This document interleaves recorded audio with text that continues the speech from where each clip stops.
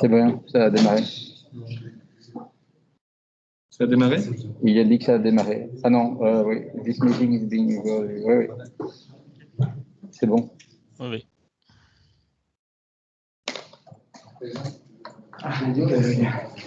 Ok, ben il est là.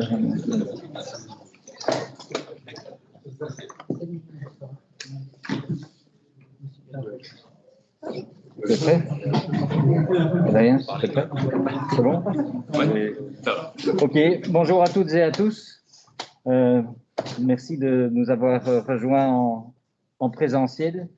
Et donc, je vais inviter maintenant, puisque tous les membres de jury sont présents, soit ici, soit via Teams, je vais inviter Adrien à nous présenter sa défense publique de sa thèse doctorat. Tu as la parole, Adrien. Bien, merci. Bonjour à toutes et à tous. Je vais donc présenter ma thèse de doctorat qui porte sur la conception d'un électrostimulateur gastrique implantable par voie mini-invasive visant à traiter l'obésité. Laissez-moi vous raconter l'histoire de Jules. Jules fait 1,80 m. Lorsqu'il va sur sa balance, celle-ci lui indique 127 kg.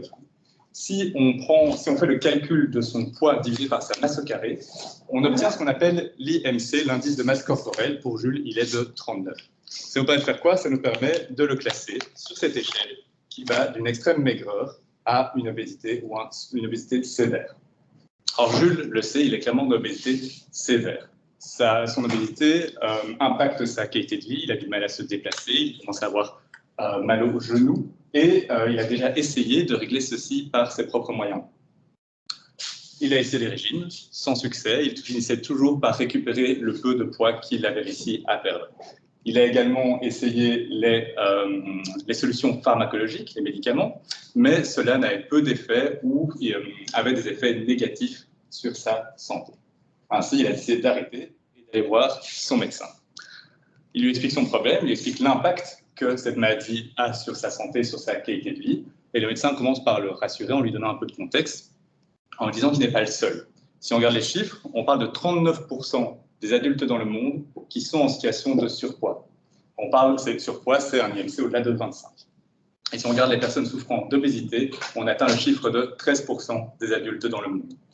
Si on s'intéresse aux enfants, il y a 100 millions d'enfants dans le monde souffrant d'obésité, ce sont les adultes de demain. En fait, toutes les courbes vont en s'accélérant et cette maladie atteint des proportions pandémiques.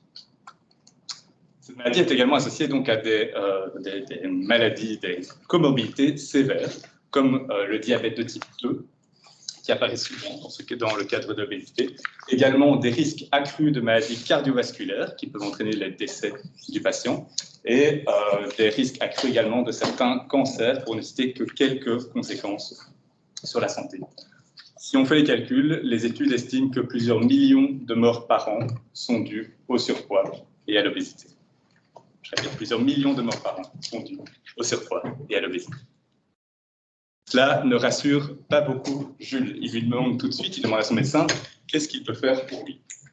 Le médecin lui répond que la seule solution reconnue comme efficace sont les chirurgies bariatriques. Ça consiste en quoi? Ça consiste en un changement anatomique permanent. Ici, vous en avez un exemple, c'est la sleeve gastrectomie. C'est aujourd'hui la variante des chirurgies bariatriques la plus utilisée dans le monde. Donc vous voyez, c'est une opération chirurgicale qui réduit de façon drastique ou qui impacte de façon drastique l'anatomie du patient au niveau de l'estomac ou du tractus digestif. Et cela dans le but d'entraîner une réduction drastique également de la prise de nourriture, donc une perte de poids rapide, ou alors une malabsorption des nutriments qui auront été ingérés. Cependant, ce type de chirurgies sont associées à diverses complications. Premièrement, étant donné leur relative risque, leur relative dangerosité, elles ne sont réservées qu'aux patients les plus atteints par la maladie d'obésité. On parle donc des patients dont l'IMC dépasse 40 ou dont l'IMC dépasse 35, mais qui souffrent de comorbidités sévères. De plus, étant donné que c'est une chirurgie qui impacte grandement l'anatomie, ce sont des changements permanents et cela impacte la qualité de vie du patient et ça entraîne des inconforts sur le long terme en termes de prise de nourriture, etc. Et donc cela empêche parfois certains patients d'avoir recours à ces chirurgies bariatriques parce qu'ils ont peur des conséquences. Si on regarde également les chiffres, les études montrent que les taux de mortalité et de complications dues à ces chirurgies sont encore assez élevés. On parle de 10% de taux de complications dues à l'intervention et jusqu'à un décès sur 1000 opérations avec ce type de chirurgie. Toujours pas rassuré. Il demande à son médecin s'il n'y a pas une solution alternative moins invasive pour lui. C'est là que j'interviens, car parmi les différentes solutions qui peuvent exister, j'ai travaillé lors de ma thèse de doctorat sur l'électrostimulation gastrique implantable, une des alternatives qui pourrait, à l'avenir, être une alternative justement aux chirurgies bariatriques. Ça consiste en quoi? L'électrostimulation gastrique, c'est l'implantation d'un dispositif implantable qui va stimuler l'estomac au travers des électrodes.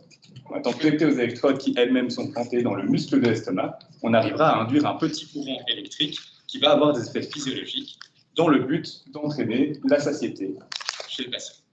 Donc, entraîner une réduction de la prise de nourriture et afin d'atteindre une perte de poids.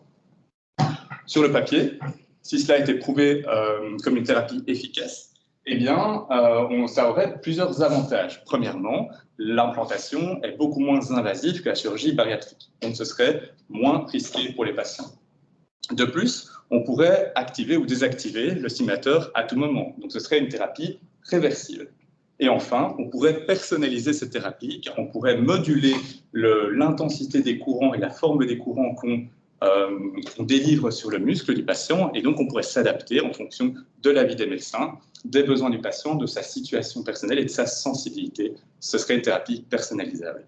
Cependant, cette thérapie n'existe pas ne convainc pas.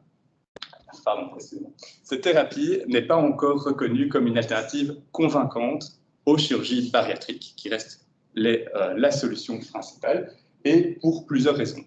J'ai fait mes recherches dans la littérature et j'ai identifié 3 points qui, si on répondait à ces problèmes, on pourrait amener cette thérapie comme une solution, on pourrait considérer cette thérapie comme une solution crédible à l'obésité. Premier point, donc, que je vais développer dans ma thèse, l'invasivité de la procédure. Certes, pour implanter ce type de dispositif, on voit que la procédure sera moins invasive que la modification anatomique qu'entraînent les chirurgies bariatriques. Cependant, il faut encore utiliser une approche laparoscopique qui est encore une procédure relativement invasive et coûteuse, et donc cela peut encore empêcher certains patients d'avoir recours à ce type d'implantation. Mon premier objectif va être de proposer une alternative encore moins invasive que l'approche laparoscopique. Deuxième objectif, m'attaquer au niveau du stimulateur électronique. Donc aujourd'hui, dans les études, dans la littérature, eh bien, les stimulateurs utilisés étaient toujours sous optimum. Ils n'étaient pas capables de stimuler avec des intensités et dans une large gamme de paramètres, en tout cas une gamme de paramètres suffisante pour avoir une thérapie efficace. Pourquoi? Parce que souvent, ils étaient basés sur des précédents stimulateurs qui étaient bien connus comme des pacemakers. Mais un pacemaker n'est pas un stimulateur gastrique. Il faut changer la thérapie, il faut adapter l'électronique à la thérapie de stimulation gastrique. Et donc, cela entraînait justement des thérapies sous optimum qui n'ont pas convaincu. Et mon objectif va être de lister et d'intégrer toutes les fonctionnalités nécessaires à une thérapie d'électrostimulation gastrique pour enfin proposer une thérapie adéquate aux patients.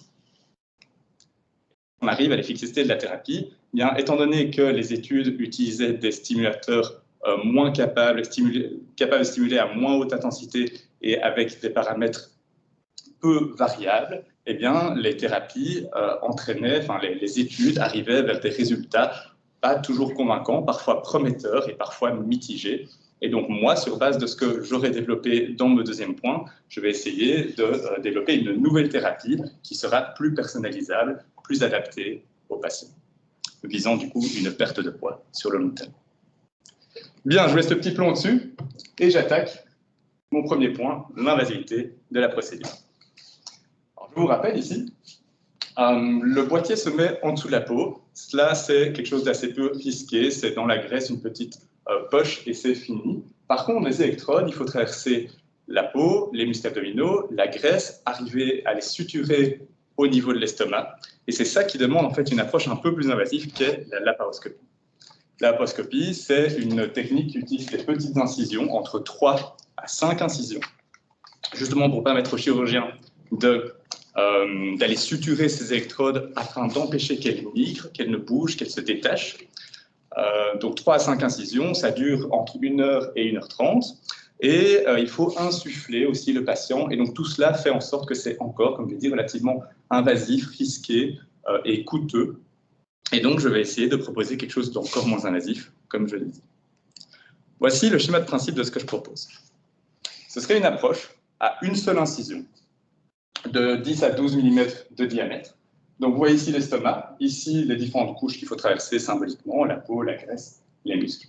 Et on viendrait délivrer une encre tout en un, dont les électrodes seraient logées dans le muscle de l'estomac. Et cela se ferait, comme je dis, il y a une seule incision, avec le moins d'étapes possible, avec le moins de temps possible et sans insufflation.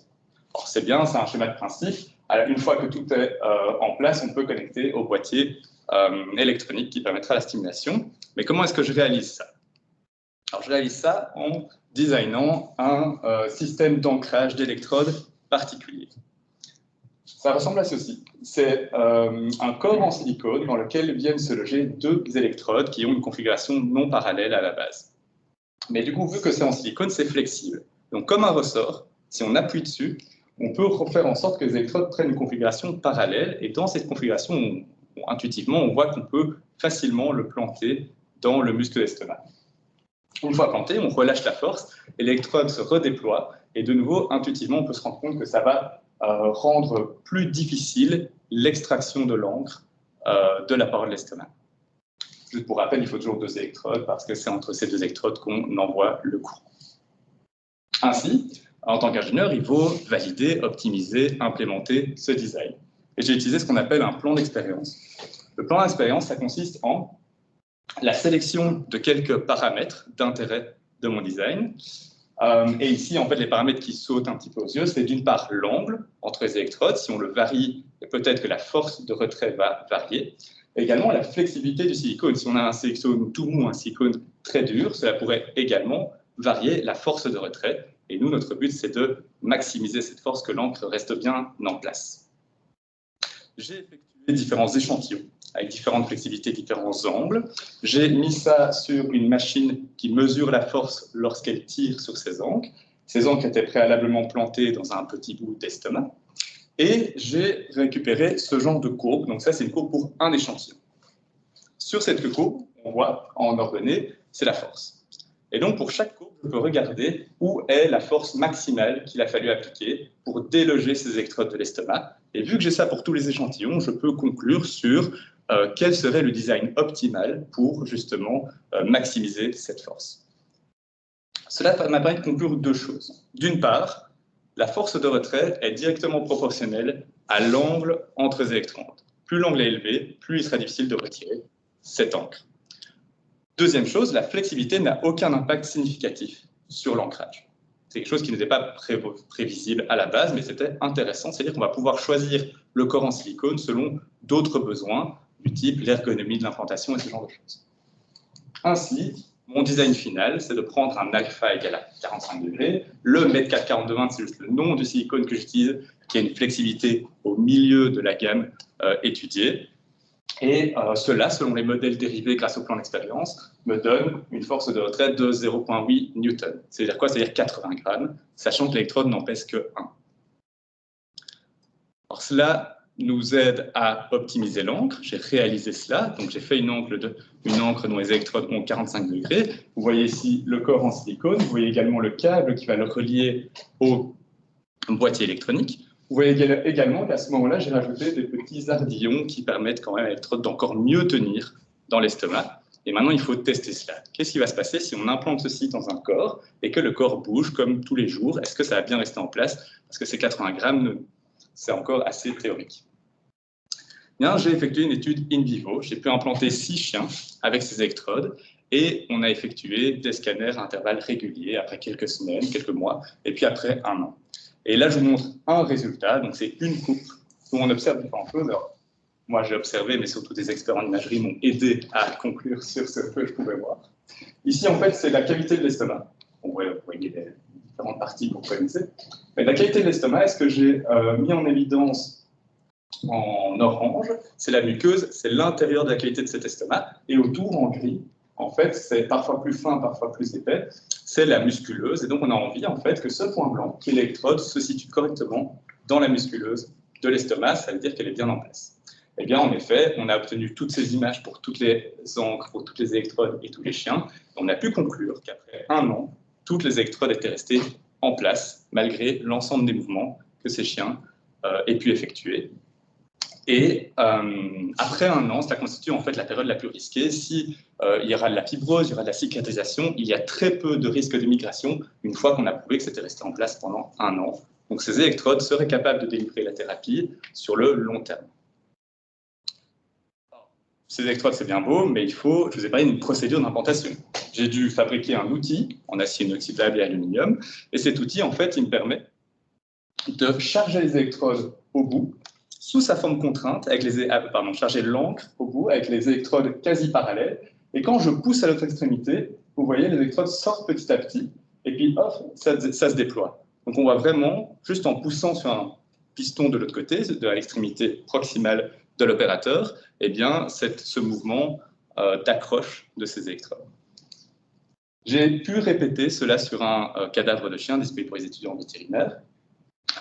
J'ai effectué les différentes étapes de la procédure, il y a quand même 2-3 petites choses à ajouter, et tout ça pour conclure que lorsque je faisais une dissection, grâce à l'outil, j'ai pu implanter mes électrodes correctement dans la musculeuse de l'estomac, et j'ai pu accéder aussi à l'intérieur de l'estomac pour montrer que les pointes métalliques n'avaient pas transpercé, parce que ça, c'est à éviter. Si on a une fuite de l'intérieur de l'estomac vers l'extérieur, ça peut entraîner des infections dangereuses. Donc, par le design que j'ai proposé, on arrive à effectuer ce que j'avais défini dans mon cahier des charges. Ainsi, j'ai eu plusieurs conclusions suite à toutes ces expériences. D'une part, cette procédure que j'avais couchée sur papier est réalisable. La fixation se fait bien en une seule étape de poussée pour le chirurgien, c'est assez facile. On estime, entre les experts, que ça durerait 15 minutes, comparé aux 1h, 1h30 d'une laparoscopie. Le diamètre de l'outil est de 12 mm, vous avez l'information, et donc la cicatrice serait un petit point de 5 mm au niveau de l'abdomen. Voilà, donc toutes ces études préliminaires me permettent de conclure que ce serait une alternative intéressante aux approches laparoscopiques pour implanter les électrodes. Voilà, je vous ai parlé des électrodes. Maintenant, on va passer au circuit électronique. Donc, comme je le disais, les implants électroniques d'aujourd'hui, qu'à présenter dans la littérature, ne présentaient pas toutes les fonctionnalités nécessaires à une thérapie optimale. Et donc, pour revenir exactement là où je travaille, c'est que maintenant, je me suis occupé des électrodes, pas sur le boîtier électronique, j'ai compris. Voici un schéma bloc des fonctionnalités que je dois implémenter dans mon implant. Je vais d'abord m'intéresser à l'étage de stimulation, celui qui contrôle vraiment le courant qui va passer au travers des électrodes. C'est un étage assez sensible. Et je vous donne le cahier des charges, je vais le détailler un peu plus par la suite.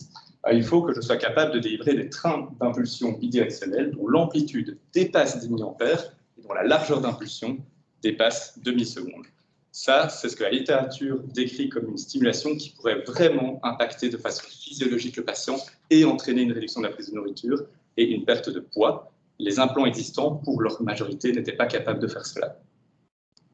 On retient ça. D'autre part, au niveau de la batterie, je vais devoir sélectionner une batterie qui permet à l'implant, à la thérapie, de fonctionner pendant plusieurs semaines sans que le patient doive sans cesse recharger son dispositif. Cependant, la thérapie est plus énergivore que d'autres thérapies et donc, quoi qu'il arrive, la batterie sera vidée au bout de quelques semaines, quelques mois. Il faut donc que j'implémente un étage de recharge et de communication.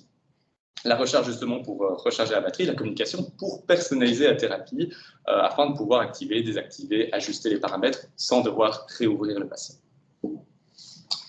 Évidemment, je dois aussi créer toute l'électronique à côté, à l'extérieur, qui va communiquer, qui va recharger la batterie, et donc ça fait partie aussi de mon travail.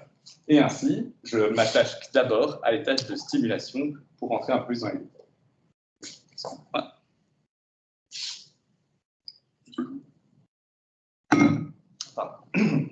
Très bien. Alors, l'étage de stimulation, je vous ai dit qu'il fallait que je sois capable de délivrer un train d'impulsion bidirectionnel dont l'amplitude dépasse 10 mA et la largeur d'impulsion 2 millisecondes. Eh bien, à quoi ressemble une stimulation? Ça ressemble à ça. On délivre des petits pulses de courant qu'on aimerait contrôler à un certain rythme et parfois on fait une pause. Donc, tous les paramètres que je dois contrôler, c'est l'amplitude du courant, l'intensité avec laquelle on stimule à un instant T, la largeur de l'impulsion, pendant combien de temps on va délivrer ce courant dans le muscle, la fréquence à laquelle on délivre ces impulsions de courant, et ensuite la durée pendant laquelle on crée ce train d'impulsion, pour ensuite définir la durée pendant laquelle on fait une pause, en tout cas le rythme auquel on va lancer ces trains d'impulsion.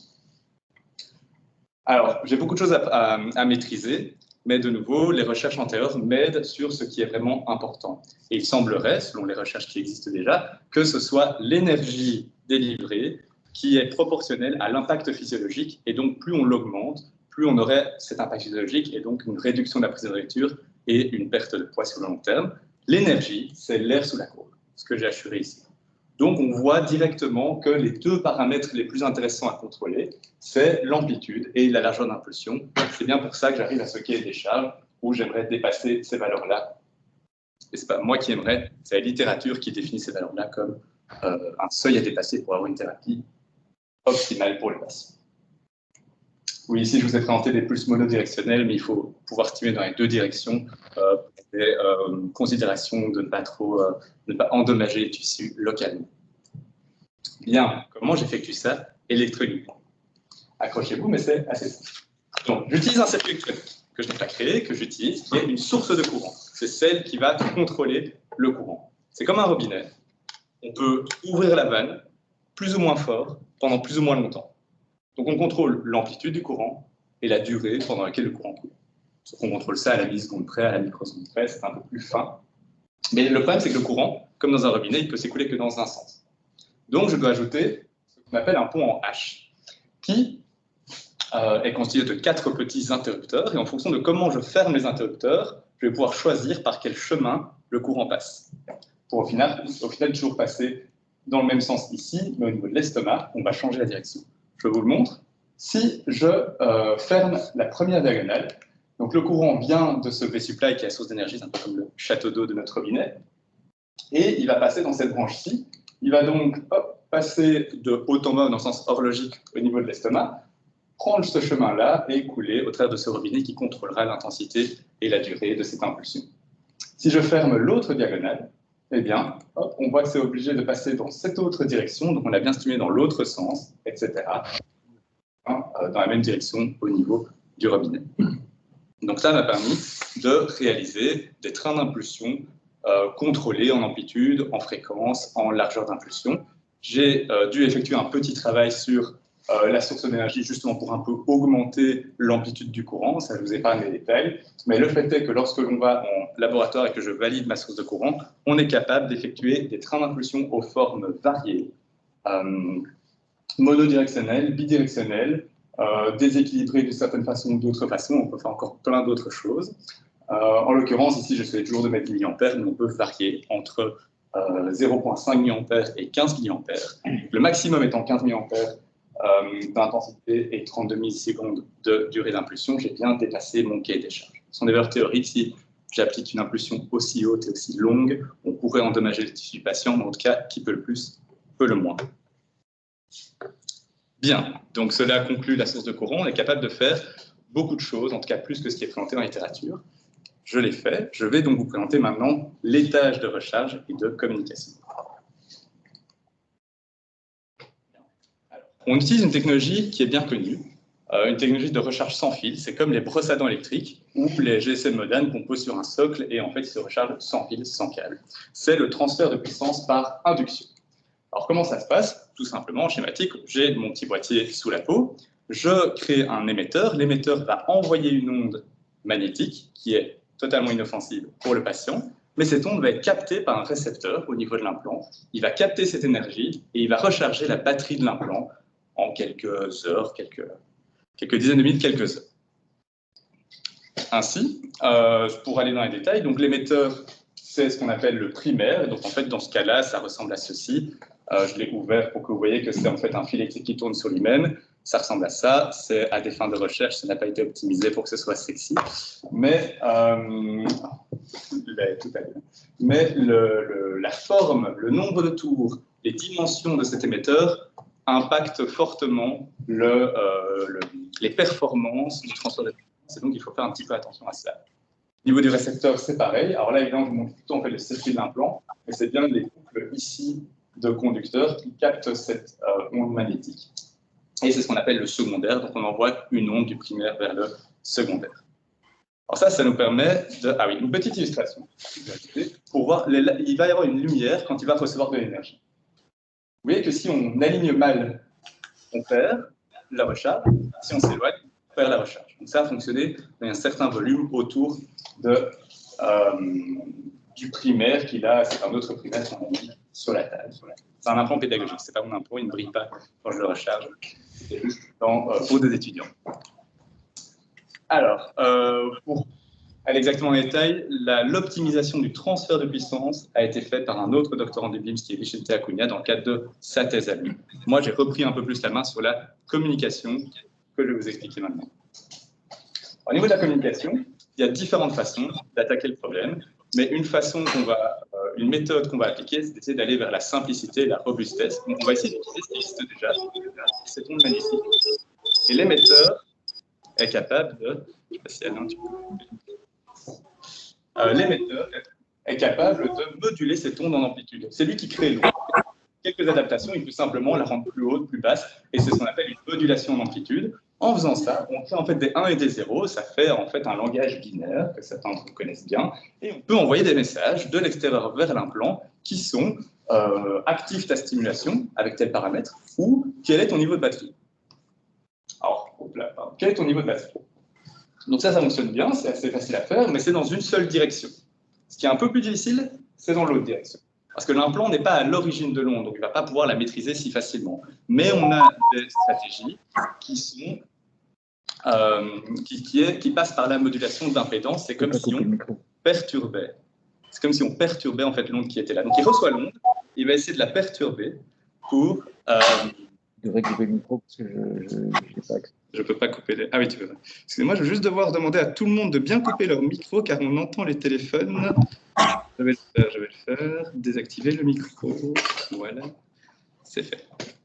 Alors, juste, je vais reprendre ma présentation. Voilà.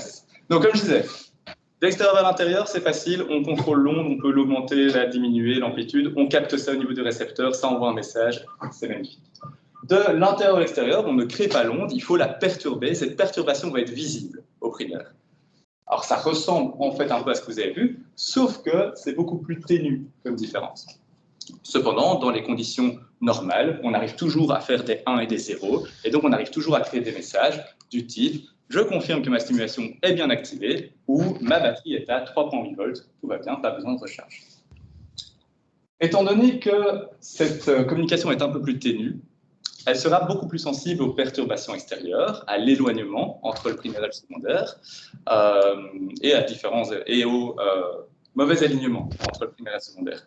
Et donc, un effort particulier a été effectué dans le cadre de mon doctorat pour améliorer cette communication de l'implant vers l'extérieur. Alors, je vous montre juste le résultat sans rentrer dans les détails.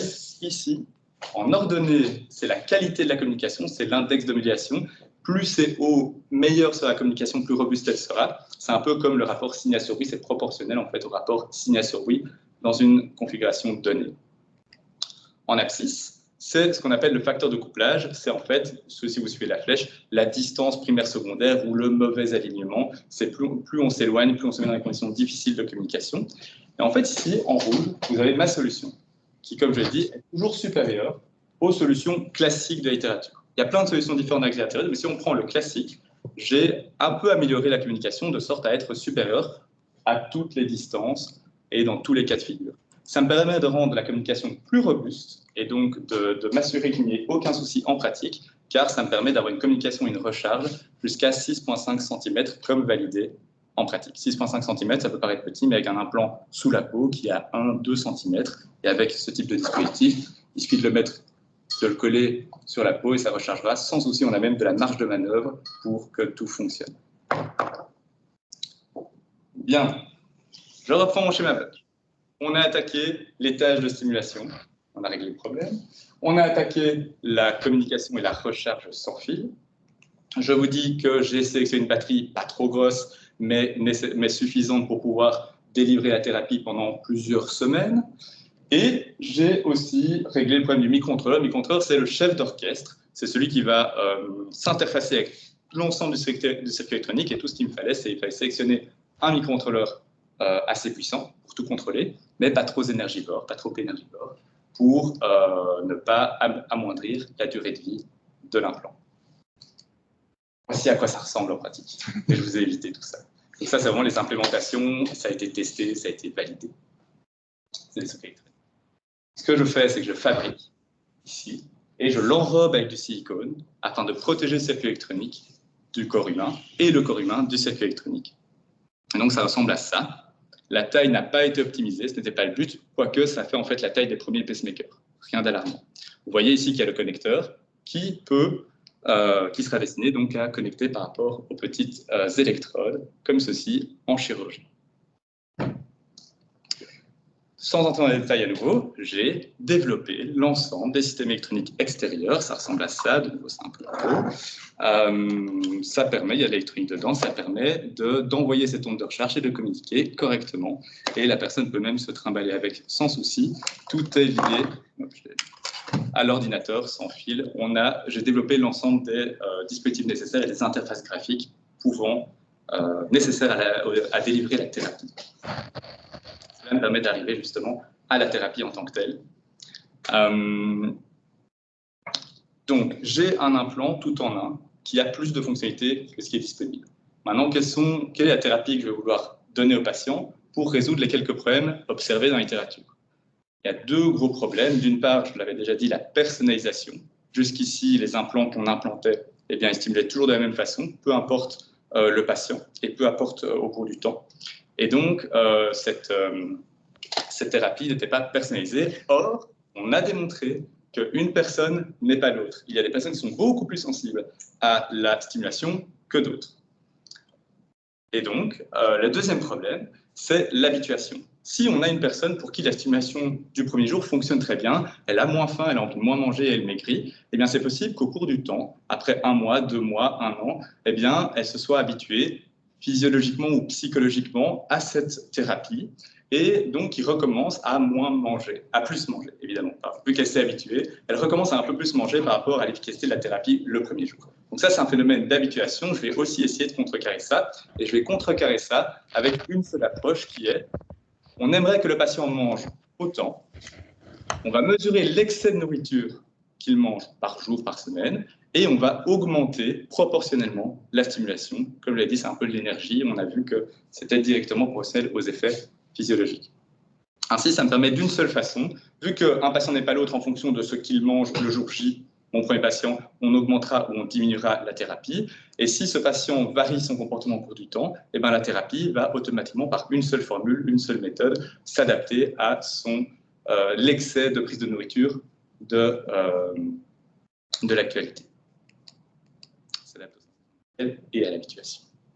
Il a fallu tester cela. Comme on teste, on est obligé de passer par une étude animale selon toutes les règles éthiques en vigueur. Et donc, j'ai pu implanter ce dispositif sur 5 chiens. Donc, ça m'a permis d'une part de valider que le dispositif était bien fonctionnel. Et qu'est-ce qu'on a fait? Qu'est-ce qu'on a voulu mesurer? On veut mesurer une différence entre des chiens qui ont la thérapie et des chiens qui n'ont pas la thérapie. Donc, chaque chien est tour à tour stimulé ou contrôlé. On leur donne une quantité très importante de nourriture par rapport à ce qu'ils sont censés manger. Ils étaient censés manger 200 grammes de croquettes par jour, on leur a donné 600 grammes disponibles, et puis on voit ce qu'ils en font, on voit s'ils mangent plus ou moins que d'habitude. Mais en plus, on va mesurer leur poids, on va les filmer pour à la fois voir leur comportement, si tout va bien, mais aussi pour pouvoir mesurer à quelle vitesse ils vont consommer leur repas. On va aussi effectuer de temps en temps une petite mesure de l'activité électrique de l'estomac, donc c'est un électrogastrogramme, et on va effectuer des prises de sang dans le but de pouvoir suivre certaines hormones qui sont liées à la satiété et à la digestion, et voir l'impact de la stimulation sur ces dernières. Alors ici, je vais vous parler des résultats principaux de l'étude. Premièrement, la prise de nourriture. Est-ce que la stimulation a impacté la prise de nourriture des chiens? Mais on peut voir que oui. Donc si le 0, c'est avant l'expérience, on fait une baseline, on leur donne les 600 grammes de nourriture, on voit comment ils se comportent. Et ensuite, on les stimule ou on ne les stimule pas, ils sont contrôle, et on voit s'ils changent leur comportement. Eh bien, on peut voir en bleu le groupe non stimulé, le groupe contrôle, au fur et à mesure de chaque semaine, il y a eu 4 semaines d'expérience, Donc on voit que le groupe en bleu ne change pas beaucoup son comportement. Jusqu'à la fin, un peu plus la dernière semaine, ça pourrait s'expliquer par quelques phénomènes extérieurs. Mais le groupe stimulé, lui, on voit une réduction du nombre de croquettes qu'il mange, donc c'est ce qu'il mange en grammes. On voit une réduction au fur et à mesure des semaines. Cette réduction est significative par rapport à la baseline. Donc, on conclut que les chiens stimulés mangeaient moins que les chiens non stimulés. Ça s'est vu ailleurs. Ça s'est vu sur leur rapidité de consommation. Donc, d'une part, ils mangeaient moins, mais d'autre part, ils mangeaient moins. Donc, on fait l'hypothèse qu'en effet, on a impacté un peu leur envie de manger, la satiété, c'est une hypothèse, mais cela se tient, car ici, on voit en bleu, c'est la rapidité d'ingestion en grammes par minute, et on voit que les chiens non stimulés mangent toujours très vite, avec les chiens stimulés réduisent et finissent par manger beaucoup plus lentement, ce qui était vraiment un résultat intéressant, et c'était la première fois qu'on mesurait ce facteur-là dans la littérature. Ils diminuent leur vitesse d'ingestion. Et le poids, qu'est-ce qui s'est passé sur le poids? Eh bien, ces chiens étaient à un poids de forme. Ils ne devaient pas maigrir, pas grossir, ils n'étaient pas obèses. Et ce à quoi on s'attendait, c'est si on leur donnait une quantité très importante de nourriture et s'ils mangeaient tout, ils allaient grossir. C'est ce qu'on a vu. En bleu, après 4 semaines, le groupe qui était contrôle a grossi jusqu'à 10% de son poids en un mois. C'est comme si un adulte de 80 kg prenait 8 kg en un mois. Alors que le groupe stimulé a maintenu son poids, peut-être légèrement diminué, mais ce n'est pas significatif. Par contre, ce qui est significatif, c'est la différence entre les deux groupes. On a pu démontrer que la stimulation impactait vraiment de façon durable, pas de façon durable, sur 4 semaines, impactait le poids et avait des résultats prometteurs pour la suite. Prise de poids des chiens contrôle. Cela m'a permis donc de faire une étude préliminaire sur 5 chiens. Et cela m'a permis de démontrer que l'approche du protocole adaptatif était prometteur et pourrait avoir un avenir sur l'humain, pour une thérapie sur l'humain, avec quelques adaptations, évidemment, en fonction des patients et des médecins. Je vais donc conclure en rappelant les 3 points sur lesquels. Premier point, j'ai proposé une alternative d'implantation des électrodes moins invasive que l'approche laparoscopique. J'ai développé un ancrage qui reste bien en place sur plus d'1 an, donc sur le long terme, et j'ai développé des outils pour effectuer des validations, et on a conclu sur l'aspect intéressant de cette procédure. Deuxième chose, j'ai donc développé un circuit électronique avec toutes les fonctionnalités dans le but de dépasser ce qui était actuellement décrit dans la littérature, afin justement de proposer une thérapie plus optimale aux patients. Et donc à la fin, j'ai proposé une thérapie, une approche qui est donc la stimulation adaptative, et j'ai pu tester cela sur 5 chiens avec des résultats intéressants, prometteurs lors de ces études préliminaires. Encore une dernière slide de perspective. En fait, ce sur quoi j'ai travaillé, c'est assez généraliste. On pourrait utiliser la méthode d'implantation pour implanter des électrodes ailleurs. On pourrait par exemple les implanter sur la vessie pour monitorer ou pour stimuler cette vessie dans le cas de patients incontinents qui auraient été blessés au niveau de la moelle épinière. Ça concerne quand même des centaines de millions de personnes dans le monde.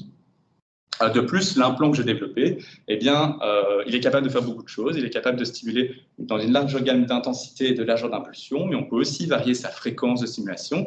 Et donc, il pourrait nous aider à mieux comprendre les impacts physiologiques de la variation de tous ces paramètres sur le patient, et donc afin d'optimiser encore plus les thérapies de perte de poids via électrostimulation gastrique. On pourrait aussi utiliser cet implant pour stimuler d'autres parties du corps, vu qu'il est capable de nouveau de stimuler dans une large gamme avec plein de fréquences, plein de formes d'ondes différentes. Dernièrement, la thérapie que je vous ai proposée, la stimulation adaptative, a été prometteuse, mais évidemment, il y a des améliorations à effectuer et il faudrait l'adapter à une utilisation clinique à l'avenir. Bien, j'arrive donc à la fin. Je pense que le travail qui a été effectué dans cette thèse est basé sur les résultats de la littérature pour essayer d'amener l'électrostimulation gastrique un peu plus loin, afin, je l'espère, à l'avenir, d'offrir une alternative crédible pour tous les Jules dans le monde. Merci de votre attention.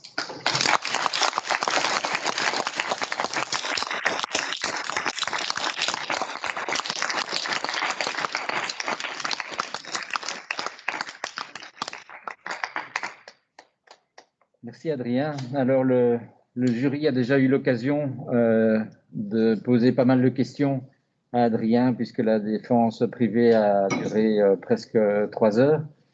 Mais je vais néanmoins redonner la parole aux membres du jury pour poser encore une ou deux dernières questions. Et donc je vais commencer commencer par les membres extérieurs du jury. Et là, la plus éloignée, c'est Anne Van Oostenberg, qui est professeure à l'University College London. Donc, Anne, si tu as encore une ou deux questions à poser à Adrien, tu as la parole.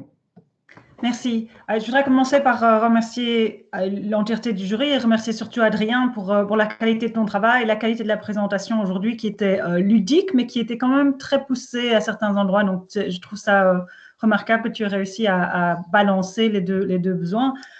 Pour tout le monde, si tu retournes à ton transparent 40, on voit bien la variété des travaux que tu as accomplis et c'est assez exceptionnel dans les thèses qu'on voit d'avoir un ingénieur qui a la compétence. Je vais d'abord prendre l'élément du milieu, l'implant électronique, puisque c'est ce que nous faisons le plus. Tu as non seulement fait le design de l'électronique, ce que tu as un peu, comme tu nous as montré tous les circuits, tu n'as pas vraiment poussé l'explication aujourd'hui, mais nous l'avons vu dans ta thèse, il y a beaucoup de qualité dans ça.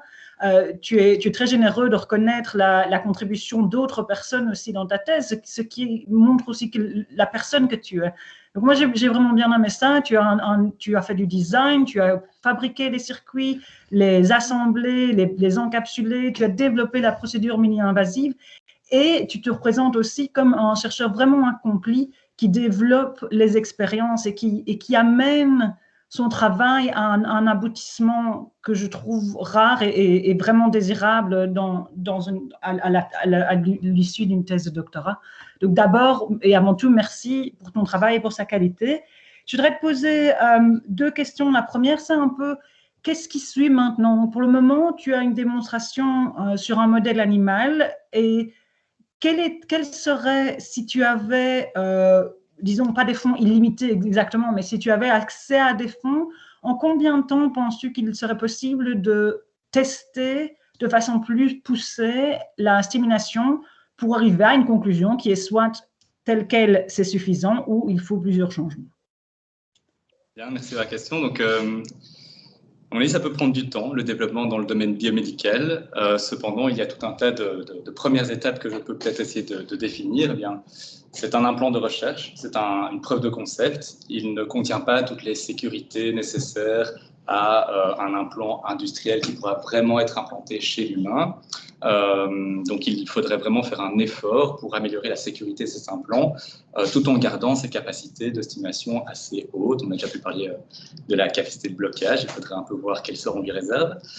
Également, au niveau de la procédure, eh bien, je me suis arrêté à une validation sur cadavre et sur 3 cochons, que je n'ai pas abordé ici.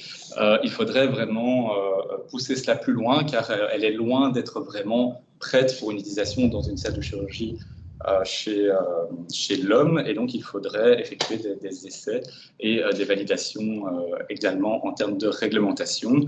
Donc les étapes, ce serait avant le first in human, il faudrait commencer par faire un proof of safety, je crois, en termes, au niveau européen, au niveau américain, c'est pas encore toutes les mêmes règles, et vérifier également au niveau des électrodes, un sujet qui te tient à cœur, quelles énergies on pourrait effectivement délivrer chez le patient, parce qu'ici, je me suis mis une limite chez le chien, mais on n'a pas été jusqu'à évaluer exactement à quel point on peut aller haut dans les énergies délivrées.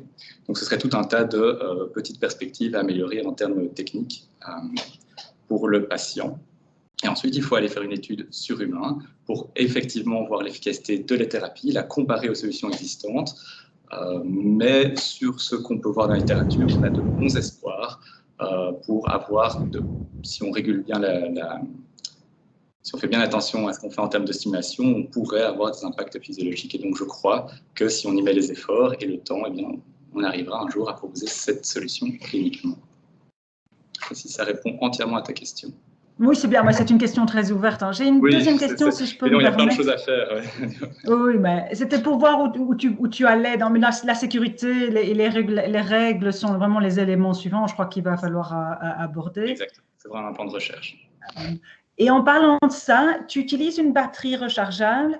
Et je voudrais te poser une question. Ça, c'est peut-être une question plutôt de ce que tu as lu dans la littérature par rapport à l'efficacité et l'effet placebo. Pour le moment, comme c'est testé sur un animal et la recharge n'est pas régulière, on n'a pas vraiment réfléchi à ça. Mais si tu avais une application sur humain, penses-tu qu'il serait préférable de charger plusieurs heures, une fois toutes les 2-3 semaines, comme tu décris, ou plus régulièrement, avec probablement une batterie plus petite aussi, si tu veux une méthode moins invasive? Il faudrait probablement recharger plus régulièrement, avoir la taille de la batterie, mais on sait qu'il est plus optimal de ne pas descendre en dessous d'un certain niveau de recharge de batterie, et il faudrait éviter les longues recharges, alors pour d'autres raisons, éventuellement s'il y a une élévation de la température à cause de l'énergie qu'on envoie, mais ça, normalement, ça pourrait aussi être réglé.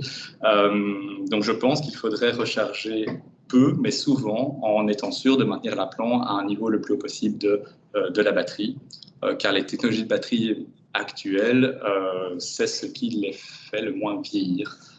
Et donc, comme on avait discuté, apparemment, en termes spatial, ils font aussi ce genre de stratégie. Ça, c'est vous qui me l'avez appris. Et donc, je pense que ce serait une stratégie plus optimale. Et ça s'est déjà vu dans une étude scientifique où ils demandaient de recharger la batterie tous les jours, tous les 2 jours. Moyennant le fait que la batterie pouvait quand même tenir plusieurs jours, voire plusieurs semaines. Merci. Merci. Merci. Et donc, je vais maintenant passer la parole à un deuxième membre extérieur du jury, Pascal Doguet, qui est CEO de Synergia Medical. Pascal, tu as la parole si tu veux poser une ou deux questions. Oui, tout à fait, merci.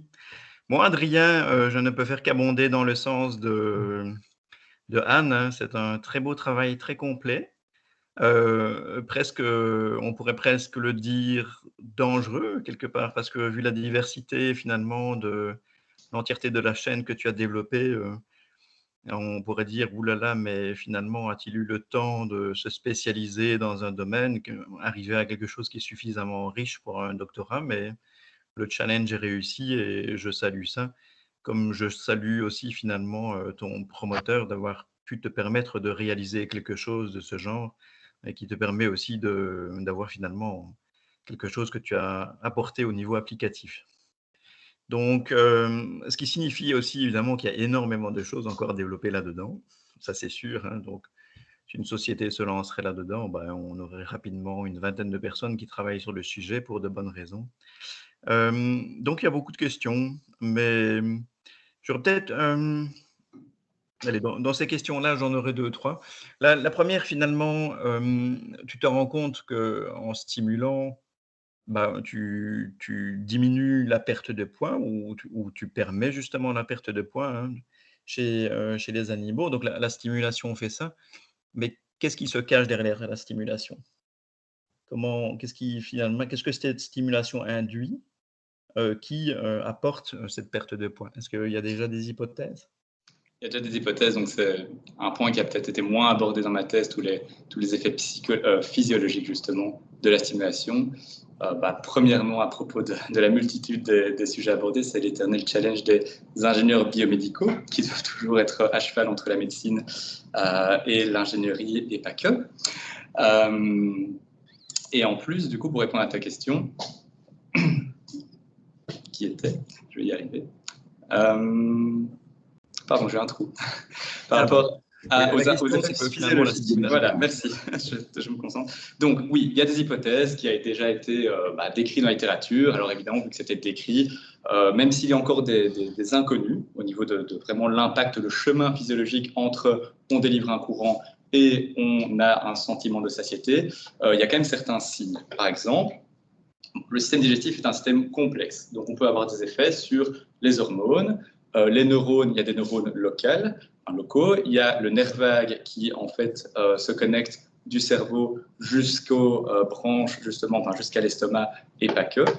Le nerf vague, système nerveux central, système nerveux local, système entérique, parasympathique, sympathique. Je ne maîtrise pas l'ensemble de ces phénomènes, mais on a pu démontrer qu'avec certaines impulsions, alors là ça dépend à quelle puissance l'impulsion était délivrée, à quelle fréquence, et en fonction de ça on avait des effets physiologiques différents sur parfois le système nerveux central, parfois sur quelques hormones comme CKK, la peptide YY, c'est toutes les choses que j'essaie d'un peu aborder.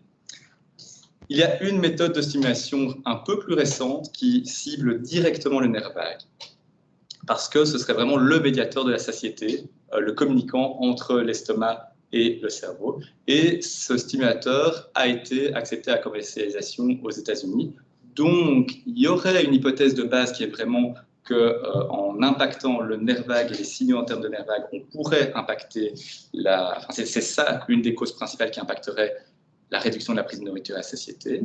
Cependant, la plupart des études étaient effectuées avec des stimulateurs comme le mien qui venaient directement stimuler le muscle de l'estomac, et on a pu observer qu'en stimulant le muscle de l'estomac, on avait des réels impacts sur la motilité gastrique. On perturbait en fait l'estomac, la digestion de l'estomac et les mouvements de l'estomac, sachant que l'estomac, c'est une sorte de pompe qui active ses muscles périodiquement, et bien on perturbait cette pompe, et donc ça entraînait justement peut-être un inconfort, ou peut-être quelque chose, juste une petite sensation, mais ça entraînait en tout cas une réduction de la prise de nourriture. Et il n'est pas clair si stimuler le nerf vague uniquement impacterait aussi la motilité, les hormones localement, le système entérique. Donc il y a toutes ces hypothèses-là, mais c'est encore un sujet à étudier. Et à nouveau, quelque chose qu'on parlait et que j'aime bien dans ma thèse, c'est qu'avec cet implant, on pourrait vraiment jouer sur chaque paramètre indépendamment. On pourrait peut-être faire des études qui cibleraient l'impact de certains paramètres, qui cibleraient une variation de paramètres et qui ciblerait quelques mesures. Alors nous, dans la session, on propose quand même déjà pas mal de mesures, mais de façon chronique ou de façon acute, et ça permettrait d'augmenter les connaissances en la matière parce qu'il y a encore beaucoup d'inconnus à ce niveau-là. D'accord. Finalement, ça me ramène assez naturellement à la question suivante que j'avais. On est évidemment sur un modèle animal qui ne peut pas parler, qui peut s'exprimer un peu. Moi, je sais bien que quand je suis stressé, je mange. D'autres personnes qui sont stressées ne mangent plus. Est-ce que finalement, vous avez suffisamment étudié la réaction du chien à la stimulation, qui est quand même une très forte stimulation, donc qui pourrait finalement résulter en quelque chose de désagréable, qui va lui induire le fait qu'il n'a pas envie de manger. Tout à fait, pour des soucis déjà de bien-être animal. On a mis des limites. S'il y avait le moindre signe d'inconfort, s'il commençait à vomir, ou même il y a un signe chez les chiens quand ils commencent à baver, en anglais c'est cyalorrhea, je ne sais pas exactement le terme français, eh bien c'est un signe de nausée. Et donc il y avait des soignants qui chaque jour observaient les chiens, vérifiaient qu'ils n'avaient pas ces signes. On les a eus à certains moments, dès qu'on les voyait, on diminuait la stimulation d'un cran jusqu'à ne plus les voir. Donc les résultats qui ont été montrés, c'est moyennant toute cette méthode de attention, si on stimule trop fort, et si on voit qu'on stimule trop fort, on réduit la stimulation. Donc il y a quand même eu on était attentif à cela, de plus les caméras. Donc, ça, les caméras permettaient d'enregistrer non-stop les chiens pour être sûr qu'il n'y avait pas d'effet qu'on aurait manqué. Et donc on a vraiment essayé de faire attention à cela. Voilà, ça répond entièrement à ta question. Oui, tout à fait. Et une petite dernière question, alors justement là-dessus aussi. Le groupe CHAM, par rapport au groupe stimulé, est-ce que ce groupe CHAM a été approché, rechargé, effectivement, exactement de la même manière que le groupe stimulé? Exactement, ce serait beaucoup dire, mais quand même, il est approché. Donc, les chiens, ils ont une activité, on les laisse sortir, on les laisse se promener, on leur donne à manger au même moment, la même quantité de nourriture, ils sont toujours à la même place. Donc, ce n'était pas toujours exactement le même besoin en recharge, etc. Mais en termes d'activité, en termes de stress, on a essayé en effet de faire coller le groupe CHAM au groupe contrôle. En plus, il y a ce fameux... un système de crossover où en fait ils ne sont pas tous stimulés et tous contrôles. Il y en a quelques-uns pendant la même période du temps, donc de la semaine 1 à la semaine 4, il y en a 3 au hasard qui sont stimulés, 3 au hasard qui sont CHAM. Et donc peu importe ce qui se passe aussi en termes d'influence extérieure, on essaye de lisser les influences extérieures sur la prise de nourriture et tous les paramètres qu'on mesure. Et puis on inverse le groupe après. Donc c'est vrai que tout n'était pas exactement pareil, mais on a fait en sorte que ce soit le plus similaire possible pour obtenir des résultats les plus possibles. Si le nombre de chiens de 5 fait en sorte que l'étude est prometteuse et préliminaire, mais on pourrait pousser beaucoup plus loin à l'avenir. Une petite dernière alors. Si tu devais choisir 2 sujets de doctorat pour les suivants, tu donnerais quoi à partir de ton sujet à toi? C'est déjà là en fait. C'est déjà là. Mais il y a vraiment ce problème d'impact physiologique qu'on ne maîtrise pas encore trop. Est-ce que c'est une thèse d'ingénierie ou de médecine? C'est un grand sujet.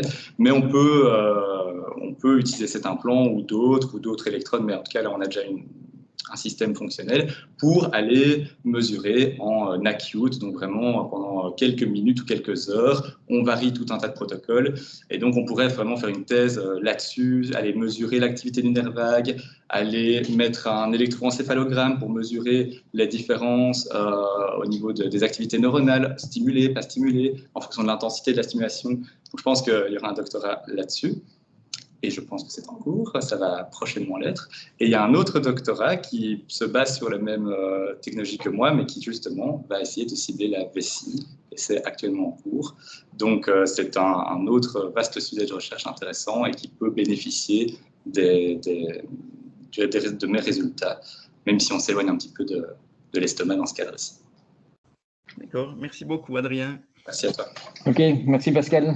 Je vais maintenant passer la parole à Jacques Devillers, qui est le directeur du service de gastroentérologie de l'hôpital Erasme. Jacques, si tu as encore une ou deux questions à poser, tu as la parole. Merci Alain. Bon Adrien, très bien. Hein, on savait que ta présentation serait aussi bonne que ta défense privée. Juste une petite question, parce que je pense qu'on t'a déjà assez embêté.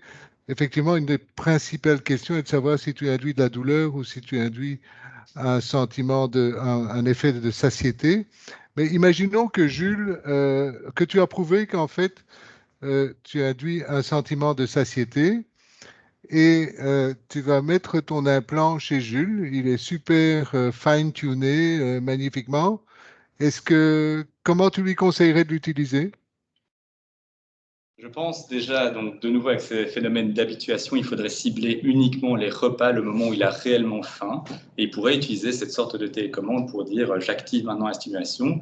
Et puis en fonction de l'effet, il pourrait peut-être augmenter jusqu'à avoir le seuil de satiété escompté. Évidemment, dès qu'il aurait mal, il pourrait réduire s'il y a le moindre souci.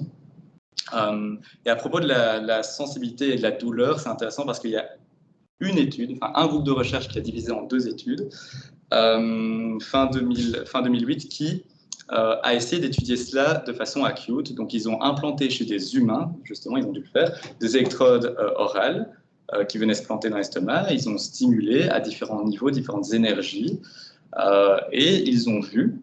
D'une part, c'est de là que je prenais mes résultats du fait qu'il y a une grande différence entre différentes personnes, une personne n'est pas l'autre, et donc ils avaient un seuil de première sensation, tiens, je sens un petit fourmillement, il y avait ça à des énergies assez basses, et puis il y avait un seuil de douleur, et c'était x8 au niveau de l'énergie, je pense. Donc il y a vraiment une large gamme de travail où on pourrait mettre une stimulation efficace, peut-être que la personne la ressentira, mais sans que ça arrive à un seuil intolérable. Et donc, il y a vraiment de bons espoirs pour trouver cet optimum, pour que Jules puisse trouver cet optimum en regardant. Maintenant, il faudrait que ce soit sous contrôle médical, évidemment, donc à voir exactement comment le médecin, les gastroentérologues, les experts suggèrent de stimuler plus ou moins fort, à quelles limites, en fonction aussi peut-être de Jules, à quel point il est obèse, à quel point il est sensible, etc. Donc, à la demande et modulable en termes d'intensité. Voilà, je crois, sous contrôle médical. Ce qui est déjà possible aujourd'hui avec ceci. Ok, moi, je n'ai pas d'autres questions. Bravo. Tout à l'heure, en tout cas. Merci. Maintenant, c'est le tour de Pierre Matisse, qui était professeur d'électronique dans notre école. Pierre, volontiers. Vous m'entendez? Oui, oui. Ok. Félicitations, Adrien. C'était très clair, aussi bien le texte que l'exposé. J'avais deux petites questions. La première, c'est sur l'implantation elle-même. Et donc, cette nouvelle méthode, beaucoup plus facile, beaucoup plus rapide, etc., elle pourrait s'adapter à d'autres choses. Qu'est-ce qu'il faudrait changer si on change de type de site d'implantation? Est-ce que c'est plus ou moins universel? Est-ce qu'il faut moduler le guidage, la profondeur des électrodes? Comment est-ce qu'on limite la profondeur des électrodes? Et comment est-ce qu'on arrive à guider, puisqu'on a un seul trou, on le fait par radio, on le fait par échographie. Est-ce que tu réponds déjà aux questions? Ça m'aide beaucoup. Oui, oui. Pour l'estomac, on a fait attention de nouveau en concertation avec Jacques Devillers, l'expert, sur vraiment à quel point les électrodes devaient dépasser de ce corps en silicone pour être sûr qu'on ne transperce pas. Et c'est le résultat que je vous ai montré qui était en effet, lorsqu'on fait des essais, ça ne transperce pas. Donc on pourrait moduler, le prototypage de ce type d'électrode est assez facile. Donc on pourrait, en quelques jours, changer à quel point les électrodes dépassent, et donc ça pourrait s'adapter à l'épaisseur de l'endroit où on veut l'implanter. Par exemple, la vessie, je ne connais pas par cœur, Maxime n'est pas ici. Je me demande si on n'est pas quand même proche de l'estomac et que ça doit dépendre aussi des maladies dont souffre cette vessie. En tout cas, on pourrait s'adapter. Quand je dis que c'est universel, eh bien c'est quand même fait pour être implanté dans des organes mous, voire creux, et au niveau de la cavité péritonéale. Ce que je n'ai pas détaillé, c'est qu'on essaye en fait d'emballer cette électrode dans une petite poche, qui est une procédure qui se fait chez l'humain, chez l'animal, c'est quelque chose de peu dangereux. Ça permettait juste d'assurer vraiment une petite poche de protection autour de cette encre. Et donc peut-être qu'il faudrait faire attention à ce point-là si on change de site d'implantation, si c'est toujours valide, valable en termes médicaux. Là, on sort un petit peu de mon expertise. Et tu avais une deuxième partie à ta question. Le guidage. Le guidage. On a pu voir, excusez-moi, j'ai la mémoire courte. Le guidage, ben oui, on a vu déjà que dans l'estomac, c'était pas facile de guider, d'être parfaitement aligné entre cette petite poche et l'encre. Cependant, lorsqu'on s'est vraiment entraîné au niveau du cadavre, quelques experts avec quelques manipulations pourraient, au bout de quelques essais, arriver à prendre les choses en main. Maintenant, on pourrait largement aménager l'outil pour aider le chirurgien à mieux guider en fonction du site à cibler, donc ça c'est sûr. On a déjà proposé, j'ai montré une petite figure dans mon manuscrit d'un système de guidage pour mieux cibler l'endroit voulu. Et quand je dis universel aussi, ça dépend évidemment de quelle partie de la vessie. Là, on doit évidemment attaquer au niveau du ventre, mais est-ce que toutes les faces de l'organe sont disponibles? Il y a tout un travail à voir si on arrive à accéder exactement là où on veut mettre l'ancrage. Et cet ancrage, il pourrait aussi servir à d'autres choses que stimuler. Il pourrait aider à juste mesurer des choses localement, des forces ou des activités électriques. Est-ce que c'est prévu au moment où on implante d'avoir directement un feedback de l'implant sur l'impédance entre les électrodes, etc. C'est ça. Au niveau du feedback, on peut le faire, donc on l'a fait. C'est qu'au moment où on plante et qu'on connecte, on regarde vite fait, vu que la communication se fait en quelques secondes. Est-ce que tout va bien? Oui, tout va bien. Est-ce que donc on peut mesurer si le courant s'écoule bien au travers du chemin implant, électrode, muscle, électrode, implant. Et on a une mesure qui nous donne en effet, oui, le courant passe ou non, le courant passe pas. Tu as foiré quelque chose, tu as mal connecté ton connecteur, tu as mal implanté tes électrodes. Donc ça, on peut le faire dans le cadre d'une stimulation. Et un point que j'ai oublié au niveau de la visualisation, c'est la gastroscopie. En fait, il est hautement conseillé, c'est ce qu'on a toujours fait, c'est pendant qu'on implante par l'extérieur, on utilise un endoscope.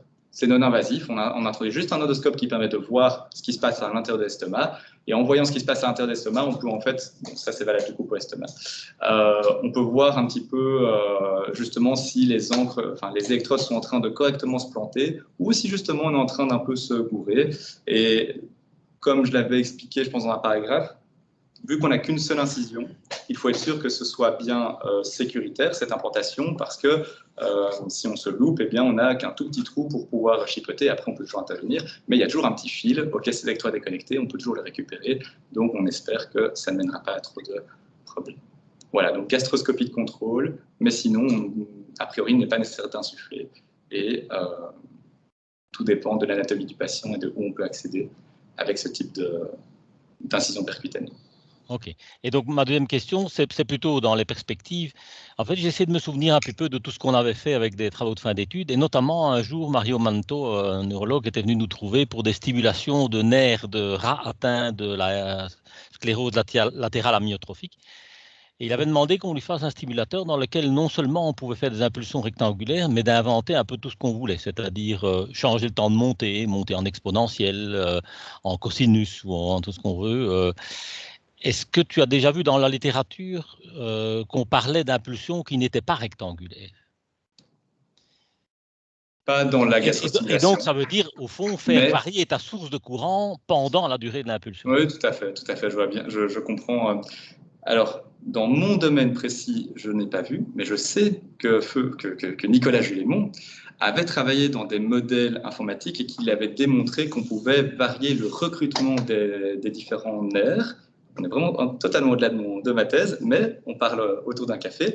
Et donc, en effet, il arrivait à recruter exactement la région, donc un nerf est constitué d'un gros canet où il y a plein de fascicules, de petits, de différents diamètres, et en fonction de si on veut stimuler plutôt la partie à gauche, plutôt le centre, ou plutôt les fascicules d'une telle taille ou d'une autre taille, eh bien, elles ont des propriétés électriques différentes. Et donc, je sais que Nicolas Julémont a travaillé sur la modélisation et sur l'intérêt d'une telle méthodologie. Il arrivait effectivement à recruter exactement ce qu'il voulait. Maintenant, en termes d'implémentation électronique, là, je n'ai pas cherché, mais il serait possible, peut-être comme un DAC, un DAC fonctionne, peut-être d'essayer de créer des impulsions, mais en faisant avec une certaine quantification. Ça, on peut le faire déjà avec l'implant d'aujourd'hui. Il faudrait peut-être légèrement modifier le code, mais en tout cas, technologiquement parlant, tout est en place au niveau du hardware, et tout dépend de la finesse avec laquelle on veut créer la courbe. Mais on pourrait faire une sorte de sinusoïde en créneau, a priori. Eh bien, félicitations. Je passe la parole au suivant. Merci. Merci Pierre. Et donc, je passe la parole maintenant à François Quitin, qui est aussi professeur d'électronique, ancien élève de Pierre Matisse. On reste en famille. Alors, merci Adrien pour cette présentation, c'était très chouette.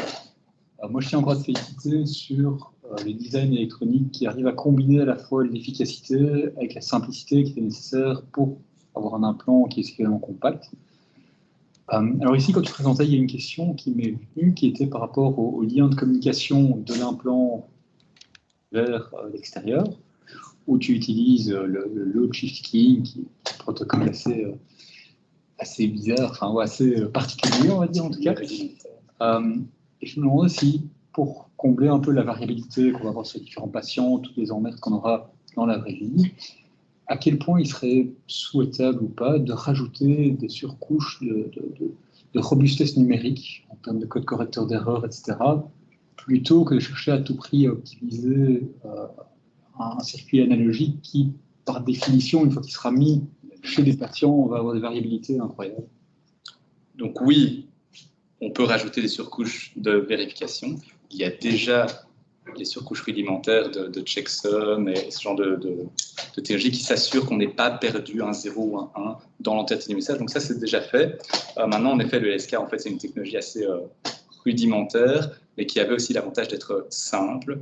J'ai dû développer cet implant dans le cadre d'un doctorat. Et en fait, cette version que vous avez vue a été développée en 1 an et demi, 2 ans, sur base de toutes les connaissances qu'on avait emmagasinées, mais il fallait tout faire. Et donc aussi, juste l'argument du fait que c'était une solution efficace, fonctionnelle et simple était là. On pourrait quand même peut-être changer le hardware, alors comme tu avais suggéré, peut-être passer vers du phase shifting, peut-être qu'on améliorerait, on s'affranchirait de certains problèmes, alors il faudrait peut-être avoir d'autres, on aurait peut-être d'autres limitations. Mais en tout cas, en pratique, vu qu'on a quand même une visualisation assez claire de l'implant, on ne savait pas à quel point on le miniaturise. Pardon. S'il est sous la peau, on sait plus ou moins où il est, comme les anciens pacemakers, donc il y a très peu de chances de tromper. Et vu qu'avec les 6,5 cm, enfin, le mauvais alignement, avec ce que j'ai implémenté, on a une large marge de manœuvre, on peut le mettre dessus et il n'y aura aucun souci. En tout cas, dans d'autres cas, il n'y a jamais eu de souci. Justement, à partir de 6,5 cm, là, ça commençait à être... parfois ça fonctionnait, parfois ça ne fonctionnait pas. Donc, si on miniaturise l'implant et qu'on le voit moins sous la peau, on aurait toujours une marge de manœuvre suffisante. Maintenant, il est sûr qu'en termes peut-être de niveau de sécurité, il faudrait rajouter des surcouches pour vraiment arriver sur des normes cliniques. Je ne sais pas, éviter le piratage, ce genre de choses.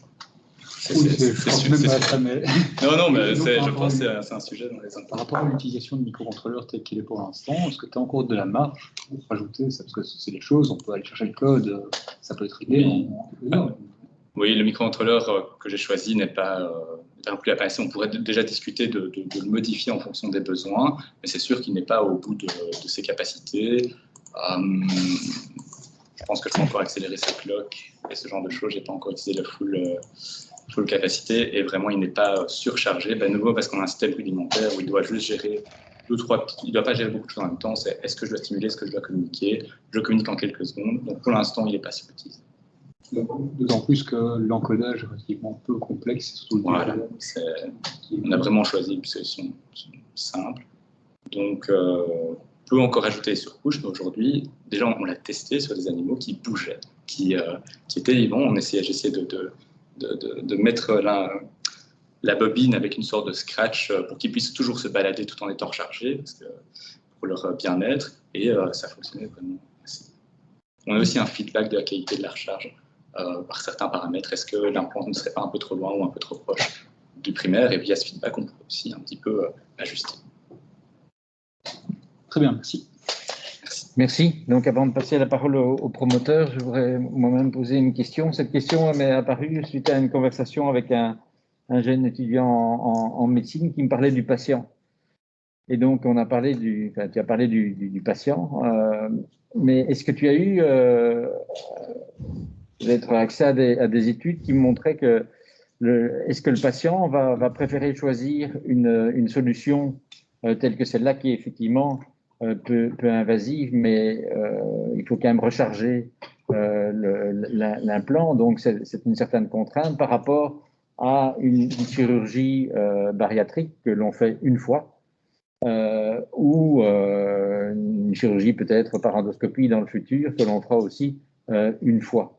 Et donc, est-ce qu'il y a une littérature qui existe là-dessus? Moi-même, je n'ai pas beaucoup fouillé cela, si ce n'est qu'en effet, à chaque préambule de ce type de solution, on rappelle avec des sources, mais donc je n'ai pas été creusé dans les sources des sources, mais on rappelle avec des sources que les chirurgies bariatriques, en tout cas telles qu'elles existent aujourd'hui, ont leurs limites et ne sont réservées. Donc il y a vraiment, par contre, des lois, je pense, des règles pour quel patient on peut appliquer la chirurgie bariatrique, et c'était donc... la liste est à mon avis un peu plus longue, mais IMC au-delà de 40 ou IMC au-delà de 35, et telle comorbidité, telle comorbidité, telle comorbidité. Donc ça, si tu irais pour des indices alors corporels plus faibles alors. Pardon? Tu irais vers des masses... Peut-être, ça c'est aussi quelque chose ça permettrait vraiment d'offrir des solutions aux patients.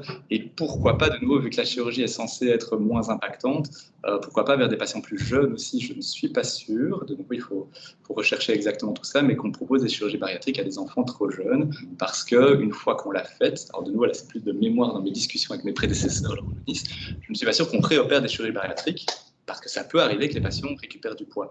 Donc vraiment avoir une alternative, ça pourrait aider à peut-être ces patients qui ont une chirurgie bariatrique et qui ont maigri, mais peut-être pas assez, ou qui ont repris leur poids après, leur proposer une autre solution, ou l'inverse comme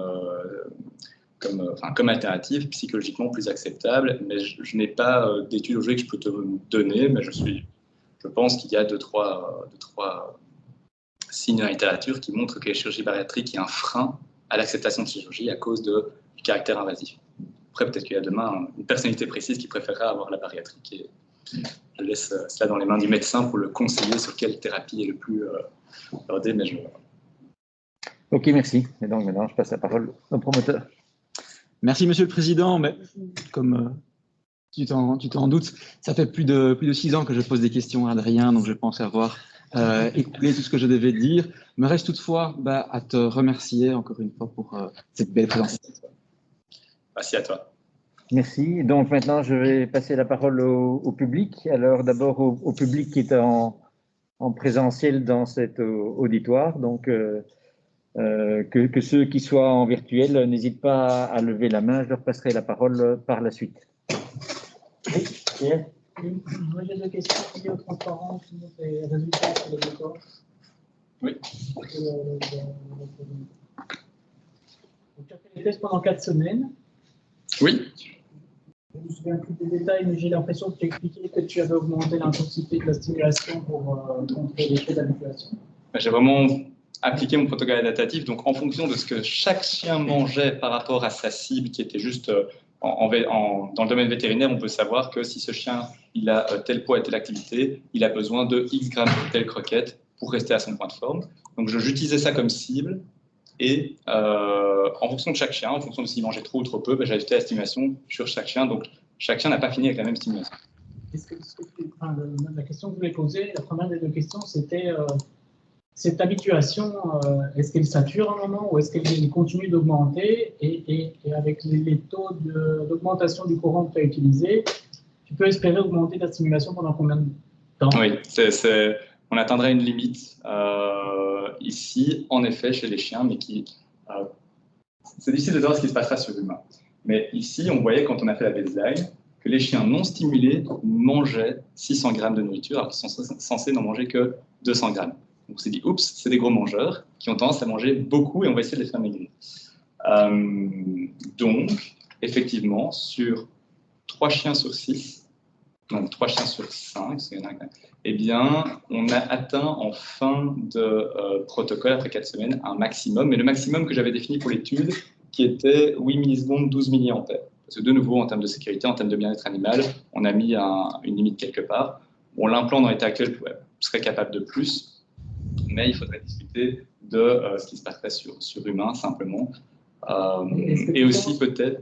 Est-ce que tu penses que si tu continuais de 4 à 8 semaines, tu verrais des courbes oranges remonter, perdre le bénéfice déjà acquis? Je ne pense pas. Je crois justement, juste pour terminer aussi sur un point, c'est que probablement, on était avec des vétérinaires qui ont défini eux-mêmes leur cible, mais donc combien de croquettes ils doivent manger, théoriquement, il est probable que pour cette étude, on ait choisi une cible un peu trop basse. Et donc, c'était encore plus challenging de les faire descendre à cette cible-là, en tout cas pour certains chiens. C'est-à-dire qu'il y en a, de nouveau, c'était non significatif, mais si on voyait les courbes, on va discuter, il y en a qui ont maigri. Hein. Ça, c'est des cartouches sémantiques. Il y en a qui ont maigri alors qu'on voulait juste qu'ils maintiennent leur poids. Donc ça aussi, c'est à prendre en considération sur ce que j'ai montré ici. Et donc ça, c'est à voir avec les vétérinaires, avec vraiment quelle est la bonne cible. Et d'autre part, on voit ici que les chiens non stimulés ont tout d'un coup commencé à baisser. Est-ce que c'est... tu vas poser plutôt la question sur la stimulation. On voit peut-être qu'il y a un léger recul ici. Alors, est-ce que ce recul est significatif? C'est difficile à dire là-dessus. Il faudrait justement rallonger l'étude, phase d'étude sur le plus long terme. Je crois que là, il y a eu des perturbations extérieures un peu indépendantes du style... Ils ont tondu la pelouse autour du chenil. Donc, il y a eu pas mal de perturbations, même que le crossover n'a pas toujours parfaitement lissé. Et au niveau du protocole de stimulation, j'espère en tout cas arriver à un moment à une stabilisation. Il faudrait voir sur humain ce qui se passerait. Et sur humain, à nouveau, si on regarde les valeurs... J'avais parlé du seuil de sensation et des seuils intolérables. Eh bien là, on n'était pas encore... C'est sur chien. On était encore loin du seuil intolérable tel que défini chez l'humain. On a une marge de manœuvre, il faudrait voir en pratique ce qui se passe. Je ne peux pas prédire ce qu'on n'a pas testé, mais c'est vrai qu'on a atteint le maximum pour certains chiens, mais ces chiens ne grossissaient plus. Donc peut-être qu'en fait on était plus donc le maximum de stimulation, ils continuaient de manger, mais peut-être qu'ils mangeaient juste ce dont ils avaient besoin pour maintenir leur poids. C'est très difficile de savoir ce qui se passerait sur plus long terme et il faudrait effectuer ce type d'études. Ma deuxième question rapide. Il me semble à un moment donné, tu as qualifié ces graphes en disant que finalement mon système permet de réduire le poids de 10% par rapport aux chiens. Non. Si je dis ça, c'est une erreur. Si je dis ça, c'est juste que les chiens non stimulés mangeaient trop, ils avaient plein de nourriture devant eux et qu'ils avaient envie de la manger. Donc, en fait, le sens de ma question, c'est tu as comparé ton système de stimulation à des chiens non stimulés. Est-ce que tu l'as comparé au système électrique de stimulation de la littérature? Est-ce qu'on a aussi la comparaison possible au système variable? C'est des comparaisons surtout au niveau de l'animal. On peut comparer que des pommes avec des pommes. Donc, au niveau des études disponibles sur chiens de ce type-là, moi, j'en ai vu qu'une, voire deux. En fait, c'est assez difficile de mettre en place ce genre d'études et donc les possibilités de comparaison sont plus difficiles. On a une étude faite en 2014 qui a pris des chiens, 8 chiens, qui les a stimulés. Eux, ce qu'ils ont fait, c'est qu'ils ont juste commencé avec un niveau de stimulation jusqu'à ce que le chien réagisse. Et on s'est dit, OK, le chien réagit, on remet un cran en dessous et c'est leur niveau de stimulation. C'était moins adaptatif que ce que je propose. Et puis, ils ont stimulé pendant 3 mois. Et comparé à eux semblent avoir fait maigrir leur chien, mais il y a peu de détails sur exactement quel était leur poids de forme, quelle était la cible. Ils stimulaient juste à l'aveugle par rapport à la douleur des chiens. Ils regardaient jusqu'où les chiens sentaient et puis ils mettaient juste en dessous pour qu'il n'y ait pas de douleur. Et donc c'était une autre philosophie. Ils stimulaient probablement plus fort que moi et ils stimulaient aussi avec d'autres formes d'ondes. Là, la comparaison devient difficile parce que moi j'utilise une forme d'onde X et eux utilisaient une autre. Et il y a des hypothèses, là, on en parlait avec Anne, qu'on pourrait peut-être un peu varier ma forme d'onde.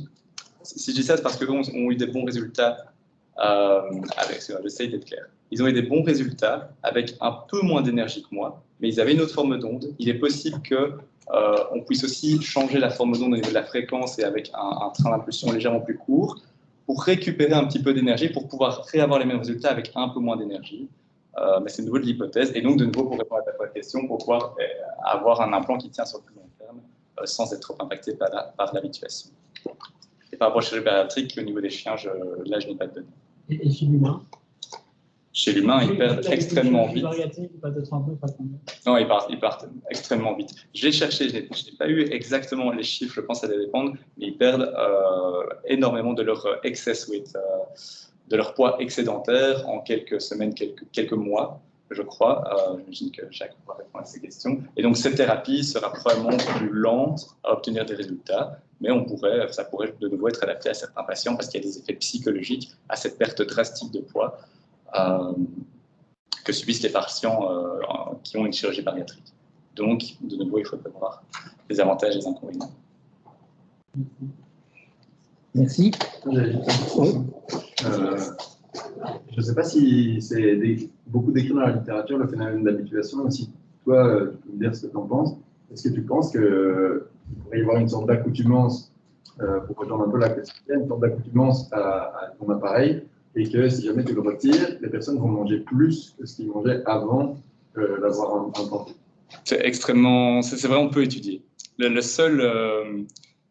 Cette histoire d'habituation, la seule base sur laquelle on a vraiment observé, c'était chez l'animal, et c'était l'étude dont je parlais en 2014 par Guyot, où ils ont, pour la seule étude, où ils ont vraiment stimulé sur le long terme des chiens à des niveaux qui leur permettaient de maigrir, et ils remarquaient qu'après quelques mois, eh bien, ils recommençaient à manger un petit peu plus.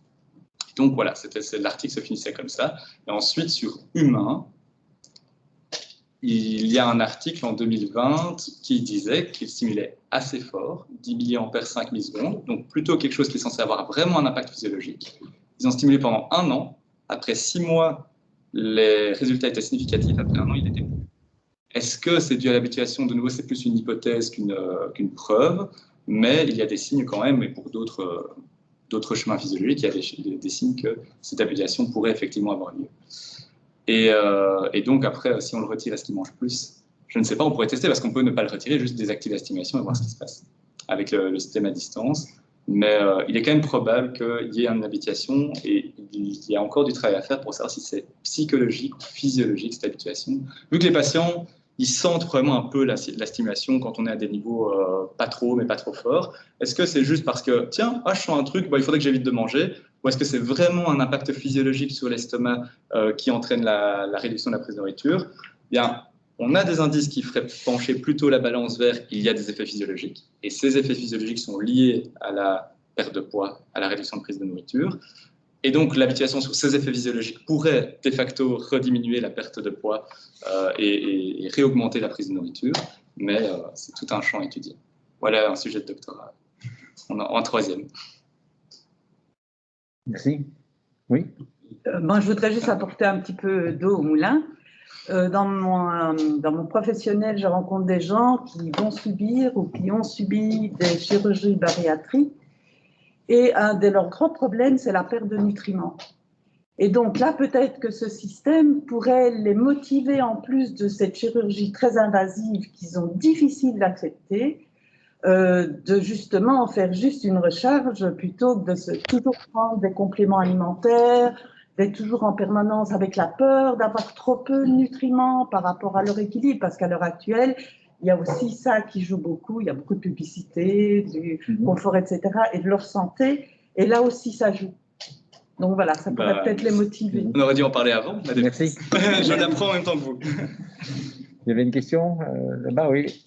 Je vais te demander, les gens qui sont plus cibles chez les humains, les fameux Jules, sont des personnes obèses. Pourquoi avoir pris des chiens qui étaient à leur plateforme et pas obèses. Alors, je sais pas, existe-t-il obèse? Très bonne question. Très bonne question. C'est que idéalement, peut-être aussi une piste pour les études futures, c'est d'essayer de prendre un modèle animal qui respecte encore mieux la réalité humaine et donc de prendre des chiens obèses ou alors de prendre des cochons. On en avait discuté avec Jacques. C'est beaucoup plus rare. Ces chiens, on veut les maintenir, on fait attention à leur santé. Si on les rend obèses, de facto, on impacte leur santé. Et ces chiens, généralement, ils sont utilisés plutôt pour les études de nutriments, c'est-à-dire Royal Canin crée une nouvelle formule de croquettes, on les teste chez les chiens et on regarde leur sel pour voir le contenu. Donc ces chiens, on veut bien les traiter, donc les rendre obèses. C'est une démarche qu'il faut bien calculer, mais il est possible. Donc je pense qu'il y a quelque chose dans le sud de la France où ils utilisent des cochons obèses. Elle me dit oui, donc j'ai entendu ça. Et on pourrait essayer d'utiliser ce modèle-là à l'avenir pour évidemment voir les impacts que ça a à l'estimation, en espérant du coup les faire maigrir. Et on a déjà discuté avec nos partenaires vétérinaires. Il est possible en effet faire un peu plus manger les chiens. Vous voyez, c'est facile, il suffit de leur donner plus, ils y vont. Et il est possible de façon contrôlée, en suivant des protocoles éthiques pour le bien-être animal, de le faire. Et on pourrait donc imaginer ce type d'études. Et donc c'est en effet encore une petite limitation au modèle qu'on a choisi. Cependant, les résultats restent les mêmes. On voit une différence claire entre un groupe qui n'est pas stimulé et un groupe qui est stimulé. Et nous, ce qu'on veut voir, c'est cet impact d'assimilation sur l'envie de manger, sur la satiété, etc. Ça va bien ? Si tu les as rendus, parce que pourquoi ne pas avoir pris à la place, je ne sais pas. Parce que c'est plus difficile à faire. Ça existe. Il faut aller dans le sud de la France. Voilà. Il faut avoir l'argent pour aller là-bas. Et il faut. La recherche n'est pas toujours financée comme il le faudrait. Donc il faut vraiment. Non, donc ça n'existe pas en Belgique. Voilà, déjà ça existe donc peut-être à un endroit en France. Donc c'est beaucoup plus rare et difficile. Et ça a rajouté une surcouche à l'expérience, sachant que c'était un peu notre première expérimentation. Quel aurait été l'impact d'avoir rendu des chiens en bonne forme, obèses, et ensuite les refaire maigrir, etc. Bon, voilà. Là, on a fait une première étude préliminaire, donc ça n'existe pas tel quel, mais comme je disais, à l'avenir, ce serait intéressant. Il faudrait passer par là, mais peut-être qu'il y aura un intérêt directement chez l'humain pour voir ce qui se passerait. Voilà. Oui, Florian. Tu l'évoques pas vraiment, je ne sais pas si tu l'as évoqué pendant ta présentation, mais j'ai l'impression que tu envisages ta solution plutôt comme un remplacement à l'opération. Est-ce que ce serait peut-être pas plus intéressant de la diriger vers un autre public cible ou comme première étape avant l'opération qui est non réversible? C'est une alternative, c'est quelque chose qu'on peut proposer aux patients et qui pourrait justement avoir des avantages par rapport à la chirurgie bariatrique, qui est actuellement la seule solution qu'on propose aux patients. Alors il y a des variantes dans la chirurgie bariatrique, il y a aussi des recherches vers des chirurgies bariatriques, on a brièvement parlé, via endoscopie, qui serait quand même un peu moins invasive. Donc l'idéal, c'est qu'étant donné qu'il y a beaucoup de patients obèses et que chaque patient n'est pas l'autre, ce serait une alternative, ce serait peut-être pas un remplacement absolu, sûrement pas un remplacement absolu, mais elle serait sûrement adéquate pour toute une série de patients qui aujourd'hui soit ne veulent pas, soit ne sont pas éligibles pour ça. Donc oui, tout à fait, ce serait complémentaire, on pourrait voir ça comme un traitement complémentaire ou préventif si on arrive à prendre les patients qui sont moins gravement atteints par l'obésité. Plus de questions. Pierre, tu as une question sur Teams? Oui, je voulais juste rebondir là-dessus. C'était le fait que l'idée de prendre les chiens obèses, non, c'est intéressant parce que le problème est toujours de savoir pourquoi est-ce qu'on devient obèse et qu'effectivement, quelque chose qui a un effet sur quelqu'un de sain, est-ce qu'on peut imaginer que, étant donné qu'il existe d'autres causes supplémentaires par quelqu'un de sain qui font que quelqu'un prend du poids, voilà. Comme on ne connaît pas les mécanismes, évidemment, ça veut dire que sans faire l'étude sur des gens qui sont obèses, et probablement, vu les différentes causes d'obésité, il y a encore tout un champ. Je peux même encore ajouter une C'est information. très compliqué. En effet, c'est compliqué. On essaie toujours de choisir le meilleur modèle. Et il y a toute une discussion à ce niveau-là avec les vétérinaires. Et là, bon, c'est tombé sur un chien qui était en forme. Et de nouveau, notre façon de stimuler n'était pas... On ne voulait pas les faire maigrir absolument et les rendre trop maigres. Donc, ça ne fonctionnait pas si mal non plus. J'avais pensé à une information, oui, même si moi, je n'ai pas fait d'études sur des personnes obèses, il y a déjà des études d'électrostimulation sur les personnes obèses. Comme je l'ai dit, les protocoles étaient souvent limités en énergie, etc. Mais il y a déjà eu quand même des résultats intéressants, prometteurs, qui font qu'il y a toujours de la recherche dessus. Et donc, on a déjà des indices qui disent que sur des personnes humaines obèses, on pourrait arriver à faire maigrir, sauf que parfois, aujourd'hui, l'amaigrissement obtenu était non significatif, enfin, significatif, donc il n'y en avait pas, mais était peu durable, il dépendait beaucoup des cohortes, il n'était pas, justement, la thérapie n'était pas personnalisée. Donc, il y a quand même des indices dans la littérature qui nous permettent d'être confiants sur ces points-là. Ok, merci Pierre. Monsieur Jabé. Madame Jabé. Madame Jabé. Non, c'est Monsieur Jabé. Bonjour, Monsieur Debelle. Bonjour, Monsieur Debelle. Éric Jabé à l'appareil. Alors, je me demandais, en cas malheureux d'échec de la technique ou de la méthode, avez-vous eu l'occasion de penser à des techniques de retrait de l'encre? Vous avez sans doute pu procéder au retrait des encres sur les chiens. Comment cela s'est-il passé? En tirant sur le fil. Non, c'est vrai que c'est une vraie question. C'est une vraie question, étant donné qu'on rend la chirurgie de moins en moins invasive. On a de moins en moins accès à la cavité péritonéale s'il y a un truc qui se passe moins bien. Maintenant, en chirurgie, ils sont toujours capables de redécouper un peu plus si nécessaire dans le cas d'un événement involontaire, ce qu'on désire rendre le plus rare possible. Donc non, étant donné que je n'ai pas non plus poussé, je n'ai pas pu tester de nouveau cette procédure sur humains ou sur 50 chiens ou cochons, on a moins d'expérience là-dessus. Cependant, comme je disais, avec la visualisation gastroscopique, on avait des bons indices de si tout se passe bien ou pas. Et il y a toujours un long fil qui dépasse. Donc, ce n'est peut-être pas la réponse qu'un médecin adorait, mais on garde une emprise constante, même si ceci est dans l'estomac, ceci dépasse toujours en dehors de la peau. Alors, si la personne obèse en fonction de la couche de graisse, etc., on peut rallonger ce fil. Donc, ça devrait limiter les dangers. Maintenant, on sort vraiment de ce qui a été fait dans cette thèse et de mon domaine d'expertise, qui est l'ingénierie. Je voudrais demander ça à des médecins en leur présentant le dispositif. Merci. Merci à vous. Merci. Plus de questions dans l'Assemblée, qu'elles soient réelles ou virtuelles? Ok, ben nous allons alors, le jury va se retirer pour délibérer dans un local proche. Donc j'invite les membres du jury qui sont sur Teams à quitter la réunion et à nous retrouver sur le lien que je vous ai communiqué. À tout de suite.